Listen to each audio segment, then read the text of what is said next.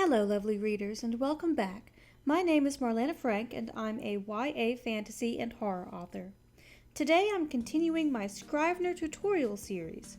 I'm pleased to see how much the series has been helping people, and I'm already looking at what tutorial videos I can make once I finish this Scrivener series. If you have anything in particular in mind, let me know in the comments below. If you're following along in the Scrivener tutorial playlist, this is part 6. Again, I'm not sponsored for any of these Scrivener tutorials, but I really hope they help. Today we'll talk about importing external resources and the name generator. Let's begin. So we're back in our sample Scrivener file again, the same one we've been using throughout the Scrivener tutorial series. Let's take a look at how to import external resources.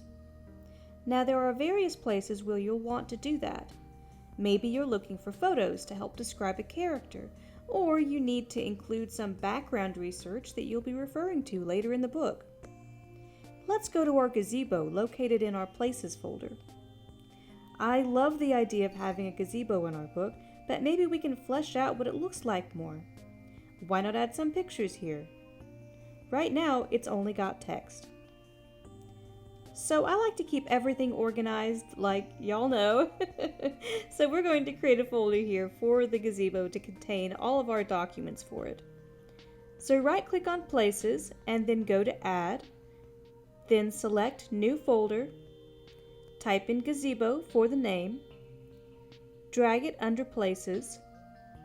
Let's drag our gazebo location file into that folder. When we expand the gazebo folder, we can see our gazebo file is listed in there now. So let's say we found some great reference pictures for this place. Let's open a File Explorer window to the folder where our images are saved. Now we're going to drag this picture of a stone lion into our gazebo folder in Scrivener. Now you'll notice nothing changes at first, but when you click on the Scrivener application again, a confirmation window pops up. This is a warning about the type of import we're making. Text files get converted into rich text format, shortened as RTF, for editing within Scrivener. Now this can cause errors for some kinds of documents like Word documents that include embedded images and footnotes. Those features would get stripped out of the imported file within Scrivener.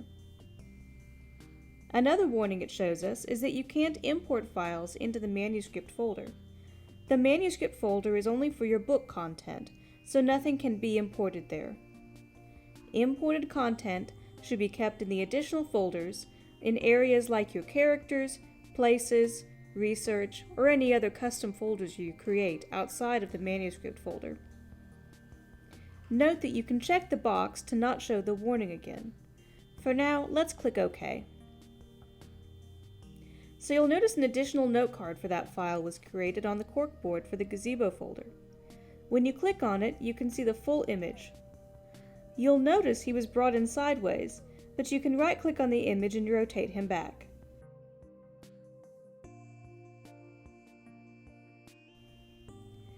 You'll notice when we right-click, we can choose to view the actual size, zoom in, zoom out, or fit to window.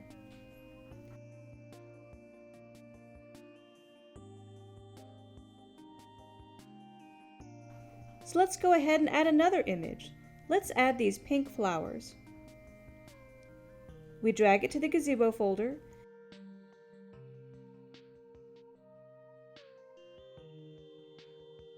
click on Scrivener to see the alert pop up, and click OK. When we click on the new file, we can see the full image. This one too needs to be rotated.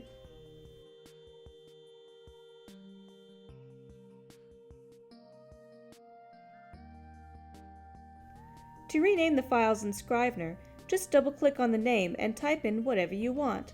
We'll name this one Pink Flowers. And this one Stone Lion Statue.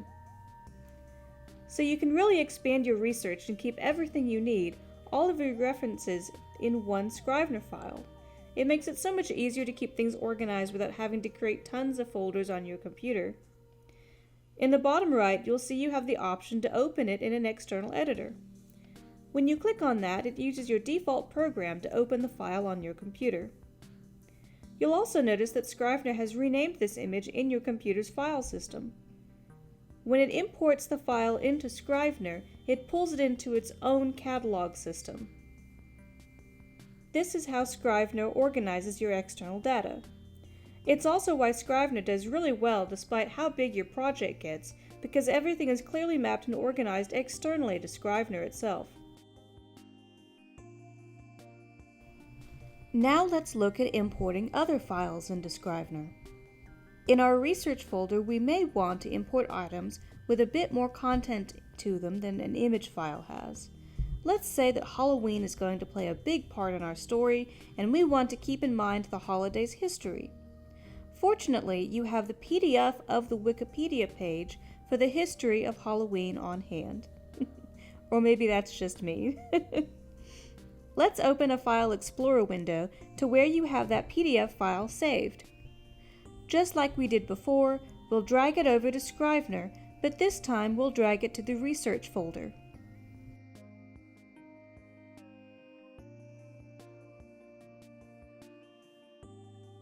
Now click on Scrivener.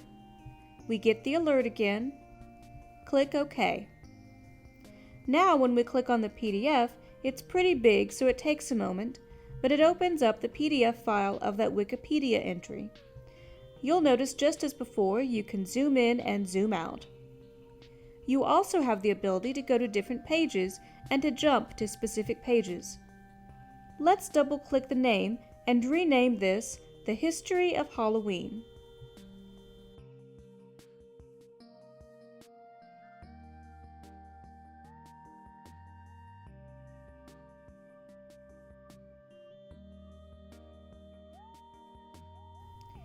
You'll notice that when I click any of the links, they don't work. To access the links, you'll want to copy and paste those links elsewhere. However, this is a wonderful tool for downloading online content so that you can work on your book later when you won't have internet access. Or maybe you don't want to have internet access while you're working on your book. Next, we'll look at the name generator. Coming up with names for characters is always difficult, at least for me anyway. The good news is that Scrivener has an easy way to come up with some great names. Let's go back to Scene 3 up here. Click on Tools, go down to Writing Tools, and you'll see there are a ton of useful options available here. You can look up words in dictionary.com or thesaurus.com, which are sites that I use regularly. At the bottom, though, you'll find the name generator.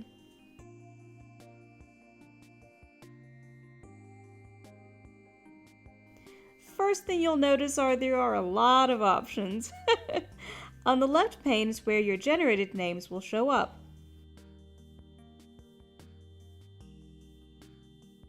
You can choose female names, male names, or both. You can choose an origin for the first name, everything from current countries to ancient ones as well.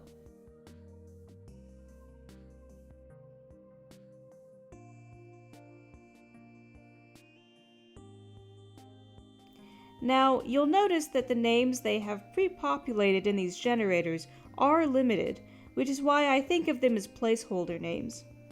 And if you do enough of these iterations, you'll start to see the same names come up, which is okay because this is meant to be a quick and easy tool to use. So let's choose a French name for the first name, and the last name will be Chinese.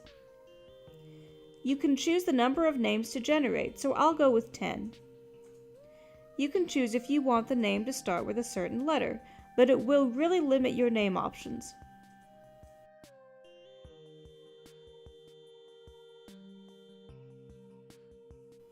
You can choose to have full names or double last names. You get a lot of options.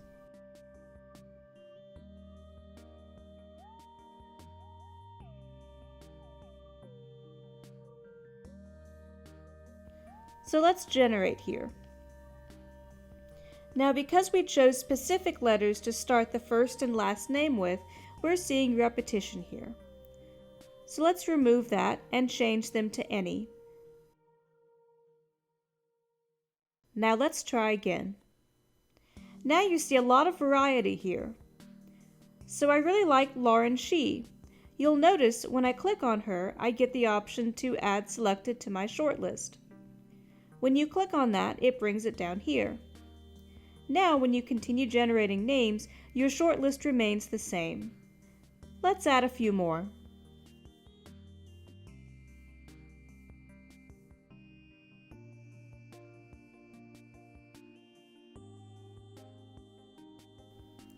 So next we can copy them to our clipboard. Now it's just alerting me that it's been copied and it's giving me the keyboard shortcut to paste. Or you can right-click to paste as well. Let's click OK. Now you also have the option to send the shortlist to and then go to Copy Document to, and you can choose any subfolder of your document to drop these names. So let's say for some crazy reason you want to put this into your gazebo folder. So let's close this out. So we see our gazebo folder over here, but we also see that the gazebo has a child now. And there they are. It's been added as a file down there. So this is a great way to keep track of all the name options you're thinking about, and if you don't want to make a decision right away, you can stow it away for later. Note that you can also go into your manuscript and paste this into any section, since it is in your clipboard. So we can go up to Scene 3, right-click, and choose Paste. Boom. So I think this video has gotten pretty long now. Next time I'll cover the Scratchpad and how to compile your Scrivener project. The book you see here is my debut novel Stolen, which is also available in a gorgeous hardback. You can get your copy at the Parliament House Press website. I just ordered some to take to the Decatur Book Festival at the end of the month. So exciting! Please hit that thumbs up button and make sure you subscribe. If you enjoyed this video, please leave a comment and let me know. I love hearing what you all think. Remember, you can watch the full series of these tutorials in my Scrivener tutorial playlist available on my channel page. Thank you for joining me, and I'll see you next time. Happy writing!